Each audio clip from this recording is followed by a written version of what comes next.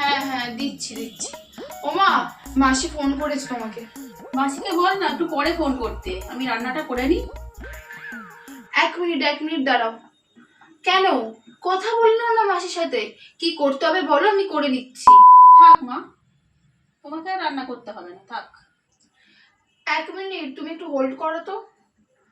আরে বাবা, আমি পারবো বলেছি তো, তুমি যাওই না, দেখোই না, আমি পারবো সব। তুমি যাও, আমাকে কি করতে হবে বলে দাও, আমি করে দিচ্ছি। তেল দিবি কড়াই, তেল দিয়ে একটা পেঁয়াজ দিবি আর 1 চামচ আদা রসুনের পেস্ট দিবি, ঠিক আছে? হ্যাঁ হ্যাঁ ঠিক আছে ঠিক আছে ঠিক আছে, রাখছি রে, ঠিক আছে ঠিক আছে। দেখি মেয়েটা কি রান্না করছে আবার।